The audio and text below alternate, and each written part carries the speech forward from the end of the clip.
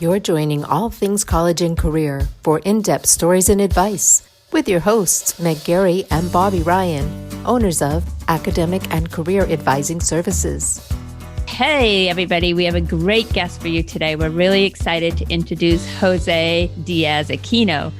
Jose is what we call a double switcher on this podcast. We stole that from Dr. Dawn Graham. So it's her Shout out to Dr. Dawn. Yes, it's her coined phrase, but we love using it because it's so apt. So a double switcher is someone that had a career in a certain industry and not only switched careers, but switched industries as well. So brand new job, brand new industry.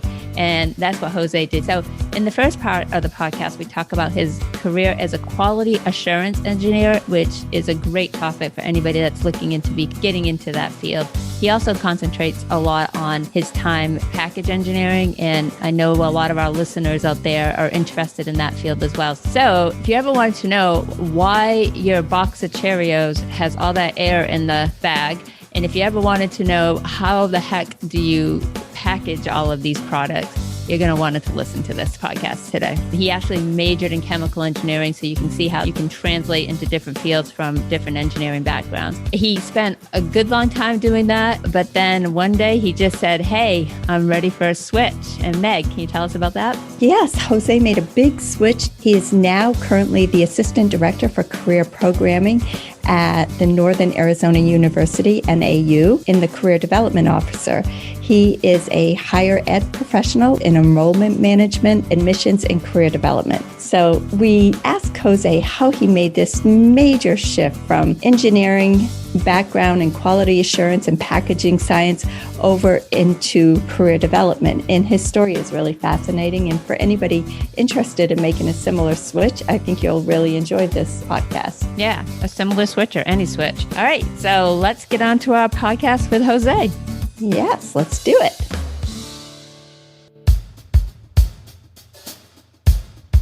Hello, Jose Diaz Aquino. Welcome to All Things College and Career. Thank you so much for doing our podcast today. Hi, thank you all for having me here today. Very nice to see you and speak with you today, Jose. Now, you have been with General Mills for almost 9 years, or you were with General Mills for almost 9 years. And in that time, you were all over the place between Chicago, Mexico, Melbourne, which I've been doing well there, Minnesota, Minneapolis. So basically in New York. So basically a lot of U.S. areas and outside of the U.S. as well. So you had a long career at General Mills. And who doesn't know General Mills? Because Cheerios and so many other things. I mean, the cereals, but many, many other products. Everybody has eaten General Mills at least once in their life. So we wanted to start off by asking you about your degree in chemical engineering and how that led into you working for General Mills. Yeah, absolutely. And it's kind of funny because I can get to tell students when I'm working with them today, which I'm sure we'll get to later, that if they had Cheerios anytime in their life, I, no kidding, probably made it as one of the engineers. But yeah, as a chemical engineering student, I had this very cool experience that I got to go to a lot of different internships, which is one of the big benefits that I got to studying something like that in a STEM field. And I actually, up to my third year in college, wanted to do a PhD. I don't know why. At that point, personally, I think I was just a little bit crazy. I don't think I would have had fun doing that. And that year, one of my professors told me, hey, you could come and do undergraduate research with me. So I took the opportunity. I just took a leap and said, yep, I'll do undergraduate research with you, because it was leading that path to the PhD. That summer, I was able to actually do an internship at the University of Notre Dame. Luckily, I did those two things because I got to do those career experiments really early on and realized that being in a lab was not my thing at all. That's good to find out. And it made me go and say, I should go to this career fair. Our University of Puerto Rico has a really, really good career fair. We get some of the biggest companies in the world to go recruit students there because we have really good bilingual talent and an Abbott accredited program. So I got my first shot at working with Procter & Gamble, and I did research and development there. Didn't love the research and development area so much. Once I had that one experience above even my internship, the next year was like, 50 companies wanted to interview me. Nice. So it really kind of opened that door to show them I've had some of these skills that I actually have now applied in an actual company and be able to speak to them a lot better. So I got the opportunity to intern with General Mills. That's how I kind of got into that area. I knew I wanted to go into manufacturing because I knew I loved working with people. And it was just a home run from there. I did my internship during the summer and they offered me to come back full time. And that's how my adventure started with them back in 2008. I love that. And I think this is a great lesson to all of our listeners to try things out. By doing those early on research positions, you learned right away that that was not the path for you. So trying it out was really impactful. But when you say you made the cereal, what do you mean by that? Yeah, so I was literally at the plants. I think the most fun cereal that I got to work with was Cinnamon Toast Crunch. Ooh. So as a chemical engineer, what do I do in the food industry? That's a question I would get a lot when I was recruiting students. I was the person who was the quality engineer for our plant. And our plant was very big, the one I was at in West Chicago first and the one in Buffalo. But in West Chicago, we had about 4 quality engineers. And then we had a team of that, a systems engineer, and we had our project manager / capital manager. So they would bring in capital projects.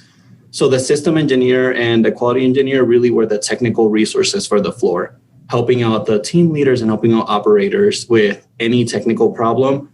I focused on the product. So if the Cheerios were coming out soggy, they were calling the quality engineer to figure out what was going on. Did we need to change our moistures? Did we need to up the steam level in the cooker? Did we need to look at what was going on in the mix before that?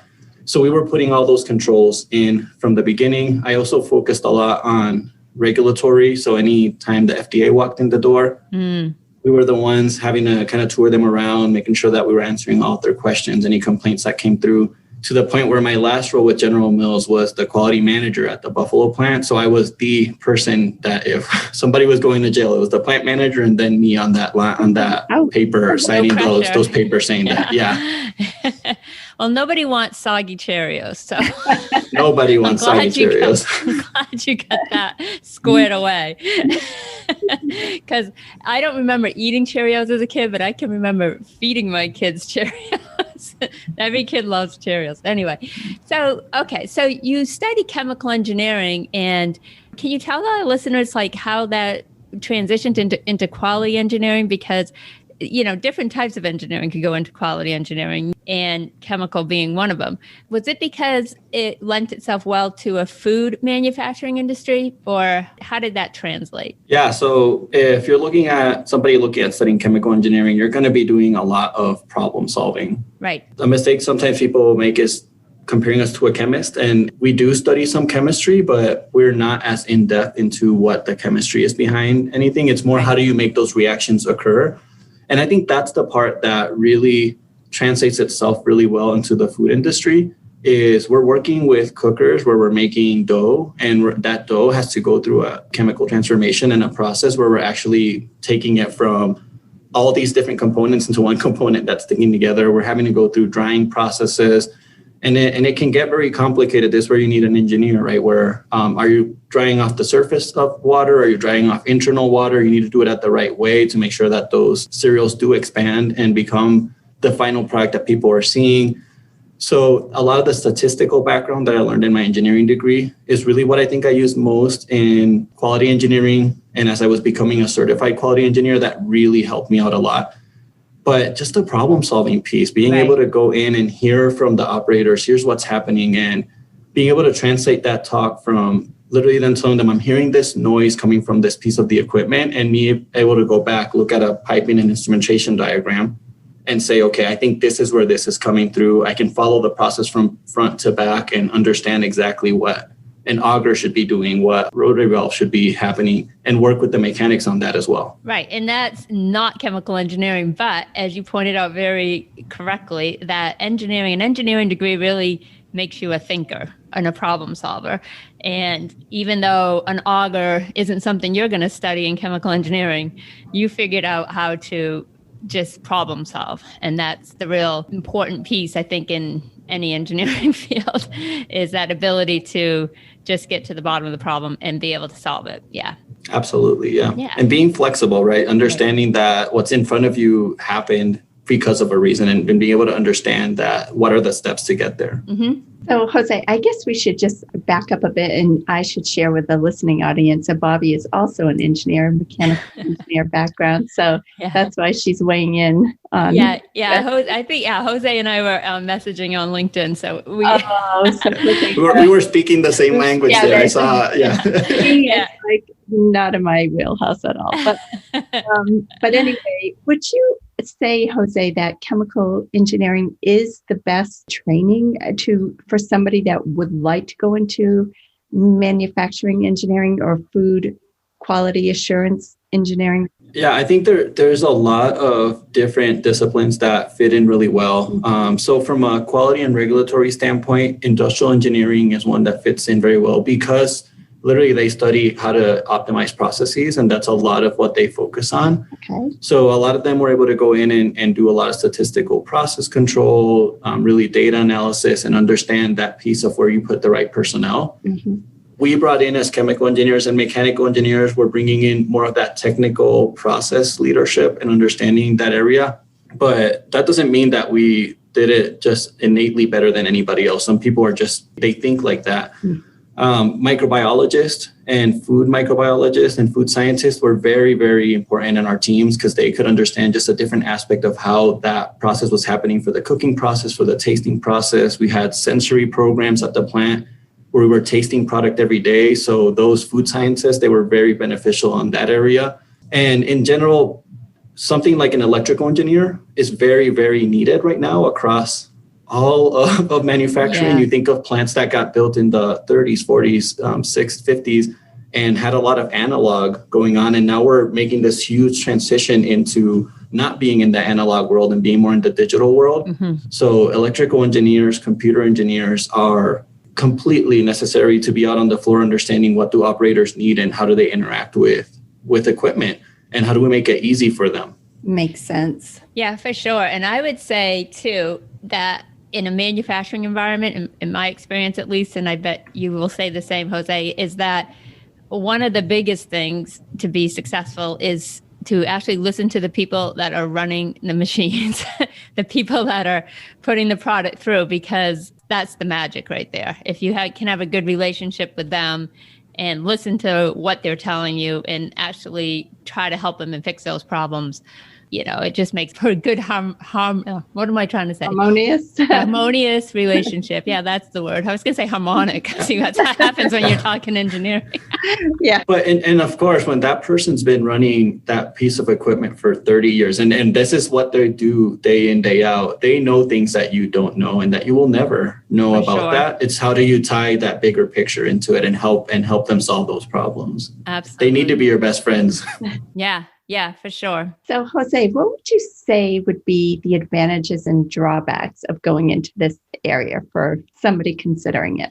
Yeah, if you're somebody who loves being a technical resource, who loves being a go-to person, that's amazing. But there's always drawbacks to that type of stuff. I was on call 24/7 when I was at the plant. Wow. Because we've got our systems and there's only one quality engineer, one system engineer for that system. So at 2 a.m., something goes wrong that the plant's stopping. You need to think about production. That's millions of dollars that aren't getting produced in that shift because they're not getting shipped to go to a customer. So we need to be on call to do that. That I would say that could be one of the drawbacks. Earlier on in my career, I didn't have kids. I didn't have my wife. So I was like, I don't care. You need me to go into the plant at 2 a.m.? Yeah. Like put my boots on, I'll be there. But as I started kind of getting further along in my career, that became a little bit harder. It's a place where you need to be very organized, specifically talking about quality and regulatory operations. Yeah. You need to be the policy person. You need to be the procedure person. So a lot of what you do is influencing others, because as a quality engineer, I was not the supervisor of the person on the floor. I was not the supervisor of the team leader who is making actions happen every day. So I need to prove to them why what I'm doing is beneficial to the big picture of making that product safe for human consumption. So that's a skill that not everybody has, and can be very frustrating depending on the atmosphere that you're in and the plant that you're in. So being very patient is very important. Mm-hmm. Yeah, you're suffering through that process, but when it happens, that to me was the part that was really exciting, is when you get to see that process actually come through and people get it. Like, I'm making baby's first food, like Bobby said. Mm-hmm. Like, you're actually having them understand that that's why we have this metal detector there. That's why we have these protections across the system. That's why you're doing weight checks. That makes you feel really good, because you can go home knowing that you did something good for somebody. Yeah, absolutely. As Meg has told you, we get some questions about specifically packaging engineering. And I know that wasn't your specific area, but that you had a lot of experience with that. Could you speak to that process a little bit? Like, what goes into becoming a packaging engineer? And then once you're in there, what kind of work are you doing? What's your day look like? Yeah. So in what goes into becoming a packaging engineer, it's like anything. If you have certain skills, like, you could go into it, but there are some very, very good packaging engineering programs in the United States. I know for where we were recruiting, we were going to University of Wisconsin Stout. They had a very good packaging engineering program, and also the Michigan State University were some of like the two best programs that we recruited from. Mm-hmm. So that if you're looking for that top tier packaging engineering program, it's going to have a lot of similarities with mechanical engineering, but they kind of specialize more in that packaging area. Right. I heard Clemson University too. I don't know if Clemson has. Yeah, and like I said, I'm not here selling. Right. I know those two. I know I would tell somebody, go and do some of that research. What are some of the programs that are really getting their name out there, and students are getting recruited from those schools? Mm-hmm. But other than that, there was a lot of mechanical engineers in the packaging area. I would say mechanical and chemical are two of the most varied disciplines that you can go into many, many fields. Oh, that's a good tip right there. I would agree with that. Yeah. and then from the how do I apply it? So for me, I experienced it in two ways. So at the plant, we were doing the how does this material work? It was very frustrating for operators when they try to put, and you think about a box, and this is literally just corrugated film, just cardboard that's corrugated, and it needs to bend and fold in a certain way and meet certain criteria for the bag to be able to go in it and the cereal to go in and be able to ship out. These machines are running, we're packing. The only thing that was holding us back from packing faster is that we can only pack at a certain speed because of gravity. Thinking about that, right? That's how crazy. We've done this for so many years that gravity is the only thing holding us back. If not, we could go faster.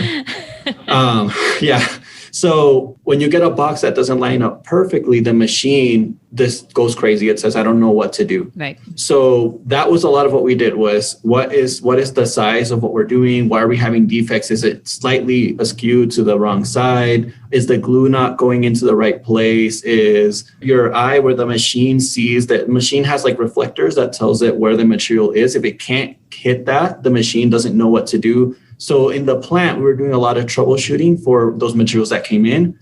But this is the beauty of how it expands so much more. We were also working with external vendors that brought us those and suppliers that brought us those materials. Yeah. And when we were bringing in a new product, it needs to be what we need it to be for the consumer. Mm-hmm. So we're working with them on that design, from the initial sketches of what this is going to look like to what material we choose for what reason, how thick it is, how malleable it is, how much moisture can get in and out of that. One of the funny things that I learned was I was on the bugles line. So literally you think of bugles, the people put in their fingers. Yeah. And we're making product in the Midwest, but we're shipping through the entire country, and it has to go over the Rocky Mountains. Altitude. And the altitude is a huge change, going from 0 altitude to 14,000 feet in the air, in some case, or close to it. So if you don't fill them up the right way or have channels for air to leak out and in, they can pop. Yeah. So these are the types of things that people ask. I remember when I was little, why is this bag of chips so empty? Yeah. And it's because they leave about 50% of that with air so that you can have that wiggle room to let air in and out. So those are the types of things as an engineer that you're thinking about, right? It's that whole process, and going from the material being made all the way to that, can it be opened by the entire population? You have older population that can't open bags as easily. So we need to make those bags, we're putting too much glue on them. That's hard for them. So it's a bad experience. They're not going to come back to buy the product. Mm-hmm. Then the other piece where we had it was when I was in Minneapolis. So there I was in the business teams. And at that point, for me, I was looking at food safety. So as you're making an oatmeal, for example, And oatmeal needs to be able to be heated in a microwave, but not bring certain microorganisms in that may be growing in there. So we need to make a bag that you can heat to a certain temperature, and it's going to take those things and distribute that heat appropriately throughout the whole product. The other thing is we always talked about the first moment of truth in consumer products, which is when you go to that aisle and you're going to look at it and whether you make that decision whether you buy it or not. Packaging plays one of the biggest roles in that, right? Yeah. And I think that's one of those things that people just don't think about. It's driving your behaviors as a consumer. If you see this really, really nice packaging, it might be the exact same product as the one next to it, but that one is the one you buy and you pay $2-3 more per ounce for it sometimes, just because it was in a recyclable bag or it was in this bag that looked natural versus the other one is just this generic bag that came out. So those are things that you need to be thinking about as you're running your business and making a product. Gosh, so much goes into this. Whoever would have thought? And I do feel a little better knowing that the air is intentional. I just always thought it was a way to rip you off. Yeah, believe me, that the weight has to be correct. The FDA would not let us get away with that. Well, that's good to know. Yeah, right. It's like this much air in there. I'm getting ripped off. No, expansion. I think we should go on to your latest career. And what fascinates us about this is that you are a career switcher. I mean, I would call this a double switch if you're looking at Dr. Dawn's book, Switchers, which is an excellent book. Dr. Dawn Graham, she has a great podcast and show. But what you did is what she calls a double switch. Not only did you change careers, but you changed industries as well. So can you talk about how you decided to go from engineering into education, essentially, and then further? You started with a master's in education. So I feel like most people have this, but you always have that little voice in your head that's telling you, for me, it was always happening. Like, what am I doing? When you get that call at 2 a.m., like, is this what I want to do every single day? Right. And for the most part, I could say yes. But I started kind of materializing in my head, what are the things that I really like to do? I got this really great opportunity because when you're in a technical field, HR can do certain types of interviews, but they need a technical manager to be able to interview candidates coming in. Mm-hmm. So I got the opportunity to lead recruiting for essentially all of the conferences that we would go out to for Latinx or Hispanic populations for General Mills, for the quality and regulatory area. And I then eventually got to be the lead recruiter for the University of Puerto Rico. So I did that for about 7 years. And that was some of like the things that made me feel the best, having those conversations with students about how do you decide if we're the right company or not? How do we decide if you're the right fit for us? Helping them through that, then seeing them come in, managing them as interns or as early career people. And as I kept going up and got to the point where I was managing a very large team of 31 employees at the plant, that's what I fell in love with, was my one-on-one meetings with people, helping them kind of navigate, how do I get promoted potentially? Yeah. And I knew something was there. At that point, tying in the personal life in it, if we think of different theories, right? It's that your life has to be part of what you're thinking about in your career. Okay. My wife now had worked, we said we went to Australia. So we went to Australia, we were there for some time, then came back. We had 1 week in the mainland United States, went to Puerto Rico, got married. During that time, Puerto Rico was when they called me, telling me I was going to be the manager at the Buffalo plant. So got back. After being married for just 2 days, I told her, hey, I'll see you in a few weeks. I'm going to go to Buffalo and drive across the country. And she still had her job in Minneapolis, but she had been in Australia and then now in Buffalo. So about 2.5 years working remotely. Yeah. So we needed to take that into account. And we said, is that what she wants to do? Is that how she wants to continue her career? What opportunities do we both have? And we also wanted to be closer to family. We wanted to start our own family, and we had nobody close to us. One of the drawbacks of traveling so much for work, we get to see some really cool places in the world, but we were never close to family. So her family was in Arizona. We found this opportunity. And something I didn't know is that a lot of state universities, when you work for them, they'll help with your education. And Arizona has an amazing program for that, where you actually only pay very, very little amount of tuition when you're doing any of the programs, as long as you're an employee there. So that allowed me to explore something different. And I settled eventually on my master's of education and educational leadership, which was funny because I started in a master's of engineering. And my first class was a quality engineering class. And literally the first test, I finished it and I went home and told my wife, what am I doing? Like, I literally just left this world and I just took a quality engineering test. So I called my advisor right then and there the next day and told him, I'm sorry, I didn't mean to do this, but I'm going to have to leave the program. And he completely understood. Yeah. Again, it's those little experiments. I may do them differently than other people, but I just go full in and get that experience. And it helped me understand that something where I was working with people was where I needed to be. So that conversation with your advisor or with the program lead that you said, I'm leaving this program, did you know you were going to go into education at that point? Or did you have a discussion like, help me figure out where I should be? Yeah, once I moved over to higher ed, I actually looked at a couple of programs and I knew education was somewhere where I might want to go. So I had looked at that. And then because of the fear of going into the unknown, I tabled that and started looking at engineering programs. So when I talked with him, I already knew and had the whole background of the programs I had studied and which ones were the better programs for what reason, which ones I fit for. And it was actually really helpful to have that conversation. He was an engineering faculty, but I told him what I'm really passionate about potentially is helping STEM students figure out their careers and get some of these really cool opportunities that I had. And he connected me with a faculty that was in the College of Education with their PhD in STEM education.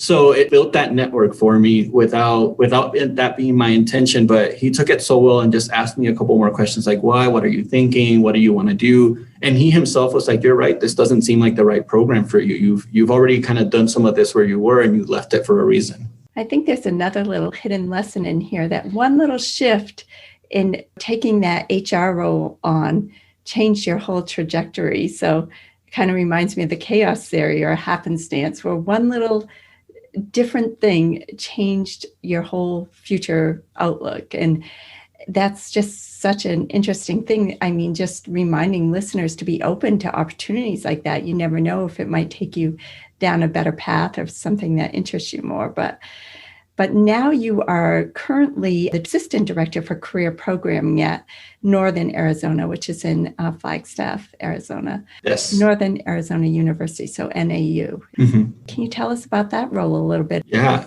So I'll back up one role because before getting to this area, I started in admissions. Mm-hmm. If you're ever looking to get a start in higher education, admissions or advising is a place where a lot of people start. I took a leap and went from making a ton of money as an engineer to starting literally at the bottom in higher education. But I felt that's something I needed to do because it was such a new area.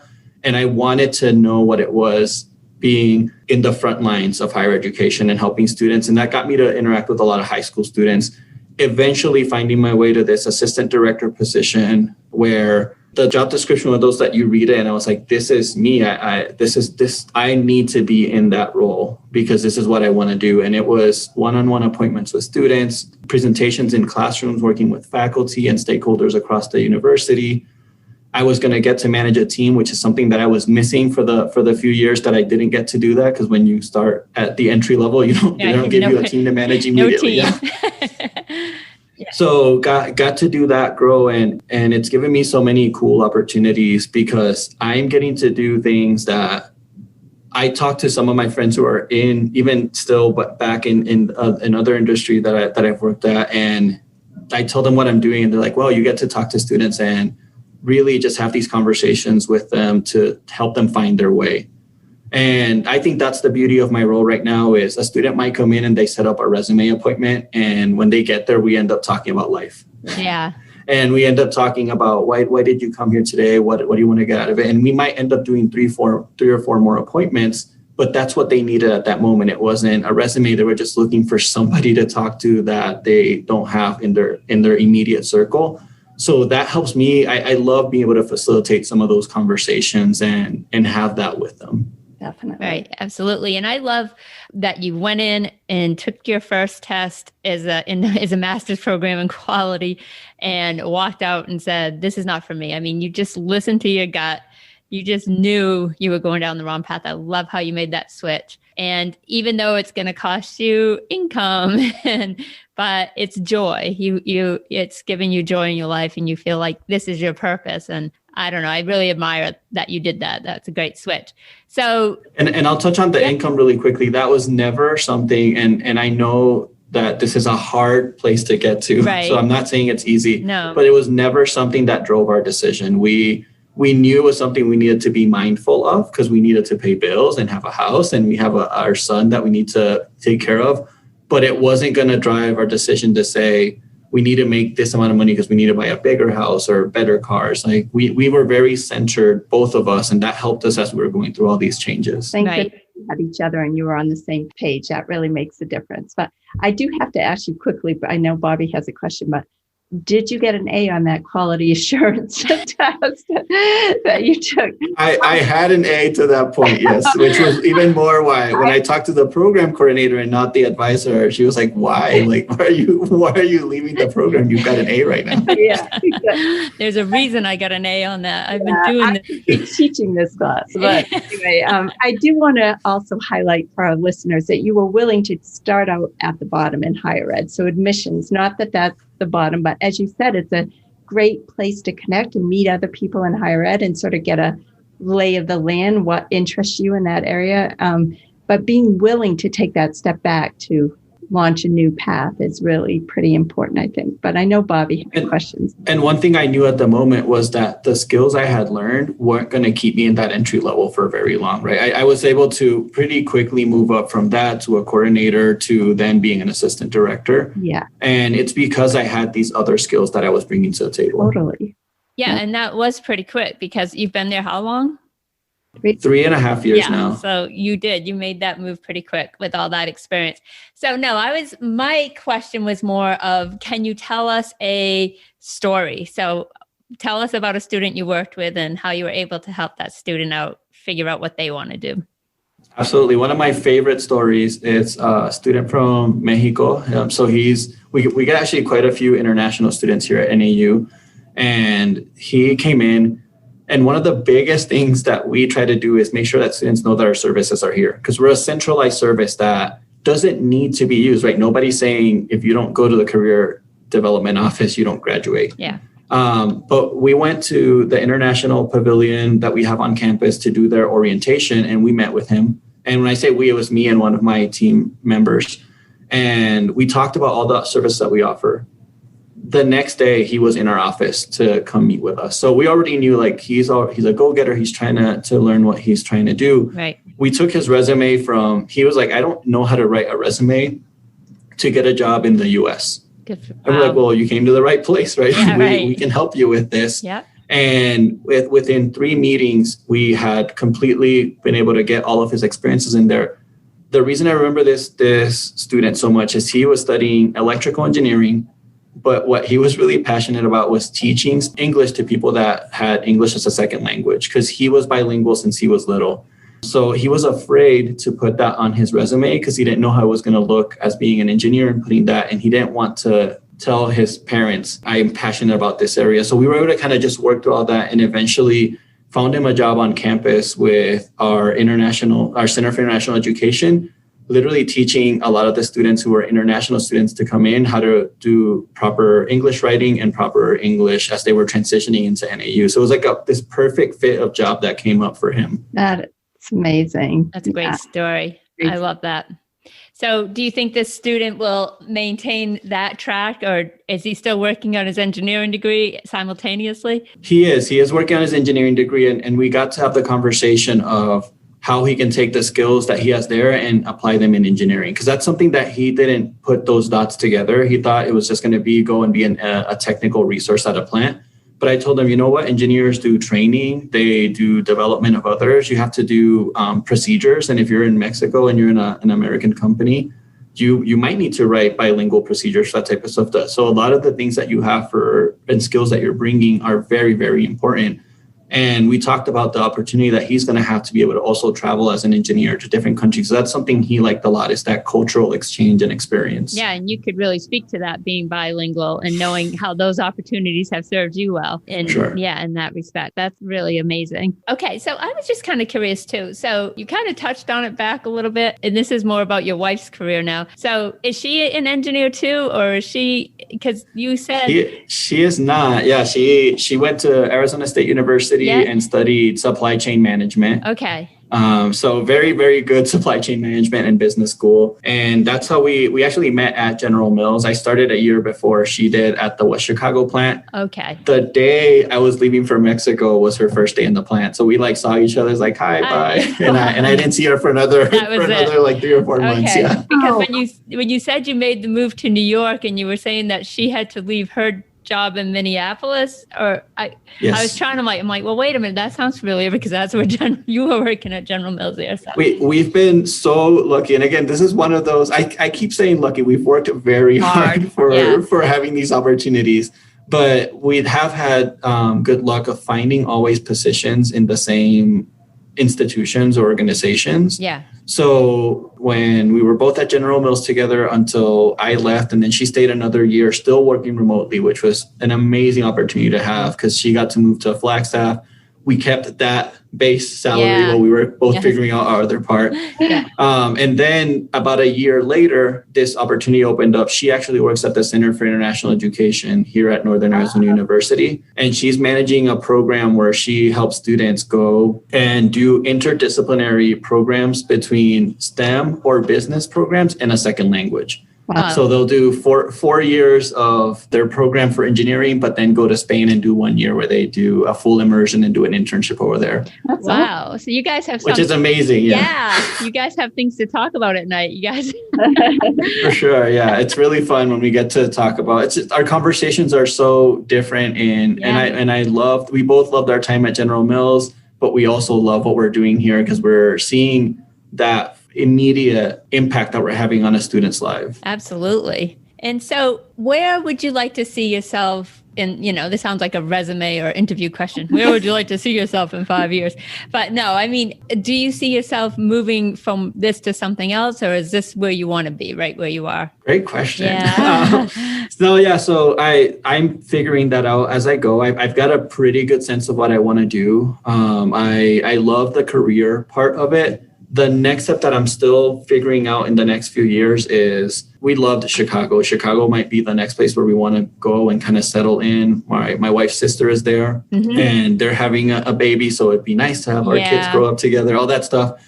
So that gives me an opportunity or both of us an opportunity to say, do we love what we're doing? Can we find something in the private industry where we could do this? So could I go into recruitment, talent acquisition? Could I go into more of like a human resources function? Sure. Where I could be back in more of like a track that I could potentially grow a little more and get some better income.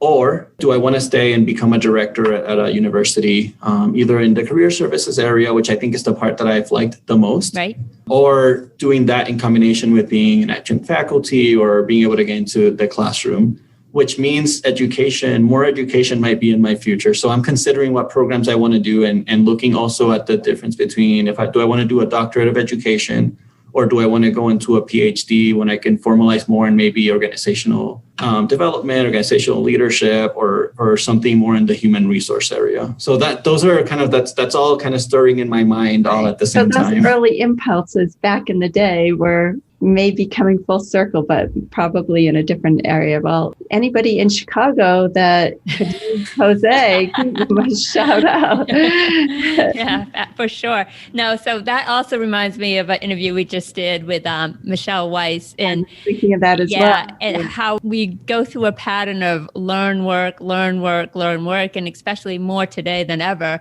And one of the best things in her book that she wrote, Long Life Learning, Preparing for Jobs That Don't Even Exist Yet, is that people are going to live to be 150 years old, and those people have already been born. That blows my mind, just even thinking of that and how, well, you're not going to retire in your 60s anymore, unless you're a billionaire, but most of us are going to keep working and learning. We're going to go through that work-learn pattern, and here you are already thinking, might need to get some more education, and that's just how it is. Yeah. And it wasn't easy talking to the day I had to leave. I think these are the things people don't talk about a lot of times. The day I had to leave General Mills, a company that treated me so well, gave me so many opportunities, handing in that resignation letter and calling all my mentors, all of my people who had held me up. I went to Chicago And the move from Puerto Rico to the mainland is almost like moving to a different country in a lot of ways. Yes. And I'm there alone. These people were my aunts, my uncles, my brothers, my sisters. They became that for me because I didn't have, like, my Thanksgiving was with them. My Christmas was with them. Having to call these people up and tell them I'm doing this, not everybody understands and has the same vision of being like, what? Like, after you've done all this, you're just going to let it all go and leave. Luckily, I have people who were very supportive, and they were saying, like, I wish I had made the decision you made and could just go and do that. But there's always like this feeling of like that imposter syndrome, that outsider piece of it. Sure. But I quickly was always able to find those mentors. Over here, I have them now at NAU too, and in higher education, to be able to kind of go to them in times of weakness, because it is, you have those times where you're like, what did I do? I could literally go and interview for a quality manager, a quality director role, and very easily go and do that. And I knew I had that in my back pocket, but being able to sit down with them and say, talk to me, help me understand what's next, all these pieces. That's always been very important. And I feel the people who don't have that are at a disadvantage or don't pursue having those networks. Yeah, absolutely. That is a great tip for people to take away. Look for those mentors, no matter what your situation, you need them. And obviously, I'm guessing that you've become a mentor to several people yourself, and that's just how it goes. Absolutely. And when you ask me what's next, I, at some point in my life, would want to be at that point where when I retire and I'm at that age of retirement, I can go and potentially be consulting for leadership and management in other places. And all these things come together. They will. I think I'm going to be much more better fitted to help somebody manage in a manufacturing environment because I was a manager at a manufacturing environment than just studying manufacturing theory or leadership theory. So I think all those things, I'm bringing them with me. Those are those calluses that I've built now that I can show people. Definitely. And that's another thing, actually, Michelle Weiss touches upon. I asked her for recommendations for career services or what higher ed could be doing. And she thinks this idea of interdisciplinary studying, like seeing how the different areas sort of support each other for growth. There's so much crossover. So yeah, I think you're right. And what your wife is doing, it sounds like she's working in that area as well. But anyway, we should probably think about moving on to the rapid fire. What do you think, Bobby? Jose, have you been warned about the rapid fire? I'm ready. I wasn't warned, but I'm ready. I don't like to give anybody too much warning. I don't warn anybody, no.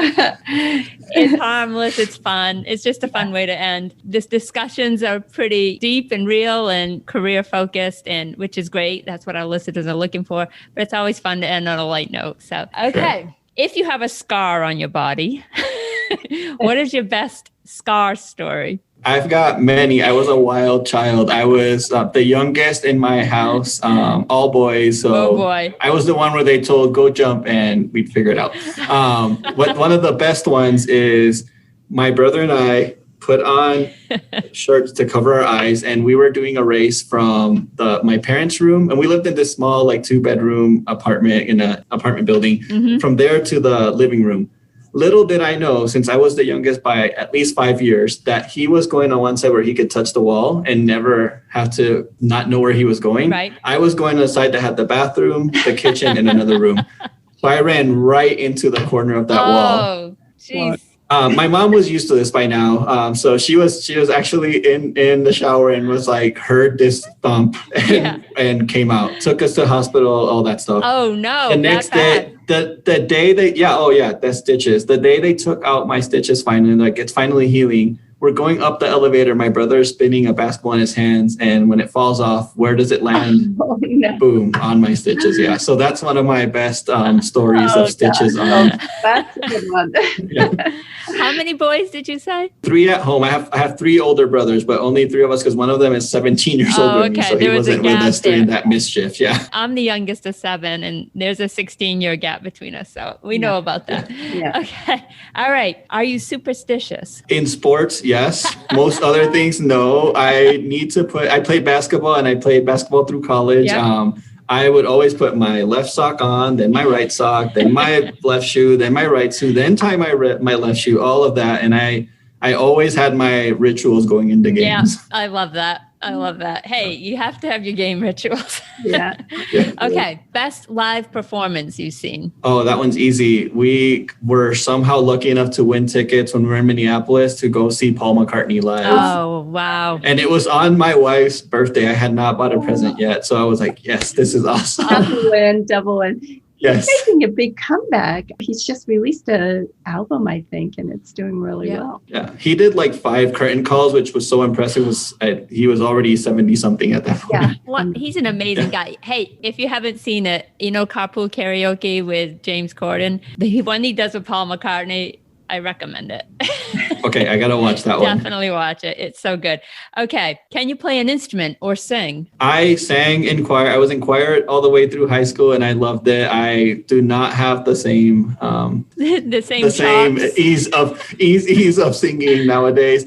And one of my biggest regrets is never learning how to play an instrument. For our son, we're like, we want you to play an instrument because I wish I would have at least learned the guitar. Well, you still have time. Yes. You're young. You can definitely learn that. Okay. If you suddenly had the ability to compete in the Olympics, all of a sudden you have this gift. What event would you compete in? It would have to be track and field. I've always loved track and field, and I would be in one of the sprinting events. Probably the 200 or maybe start going into the 400. Oh. I've put some thought into this before. You have a pretty stellar track team there at NAU. Yeah, for sure. I cannot compete with any of them. An amazing coach. And Mike. An amazing coach. Yeah, Mike. Okay. All right. Food you could not live without. It shouldn't be, but pizza and lasagna. Well, what's wrong with that?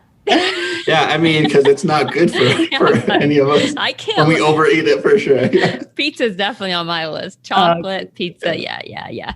Okay. What have you recently binge watched? Oh, which one were we? We just started watching because I did a marathon where I said I want to watch all of the Marvel movies in timeline order. Yep. So then that led us to watching the Agents of S.H.I.E.L.D. show, which I didn't even know really existed. That. Is it good? We're in like the first season. I don't like the show as much as the movies, but it's fun to kind of extend the life of what you can watch in Marvel. Yeah. No, it's something you don't want it to end, so you need something else.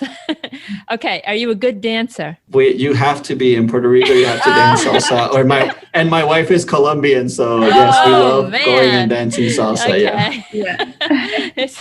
You guys can cut it up for sure. Yeah, my niece lives in Medellin. Yeah. She loves Colombia. Okay. Are you a Mr. Fix-It or a duct tape kind of guy? Ooh. I'm going to lean more towards duct tape, but I can fix stuff if I need to. Okay. I would think with all that problem-solving background. Yeah, right. Yeah, but you get exhausted with that. And you're just like, can't we put some duct tape on that or something? Okay. All right, last one. First thing you notice about a person. That's a hard one.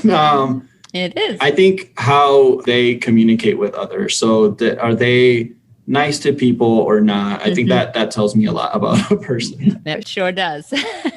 Well, way to go, Jose. It wasn't that tough. You didn't stumble over one of the questions either. No. You had an answer for everything. But Jose, thank you so much for coming on and doing the podcast with us today and sharing all your amazing knowledge of quality engineering and packaging science and switching to a whole different discipline, but how sort of all your backgrounds combined into helping you with every step of the way. But thanks so much. I'm sure a lot of our listeners are going to find this really helpful. So for sure. Thank you all for having me. And whoever wants to find me, Jose Diaz Aquino is the best way to find me on any of my different networks. Okay, and we'll put that in the show notes so people can find you easily because people are going to be like, spell that? How's that? Yes. We will include that. But Jose, I admire you. I think you are someone that people can look up to and emulate to think about how maybe they want to go through their careers. And so thank you for sharing that story with us. Thank you. And I've listened to the episodes that you all have, and it's amazing what you all are doing. So it's really cool to be a part of it. All right. Awesome. Okay. Well, thanks and have a great rest of your day. Well, that was an amazing podcast. Jose was fantastic. We knew he would be, and he didn't disappoint, that's for sure. Hearing about the career switch was so interesting and inspiring. And I think anybody that was listening would get a lot out of that today.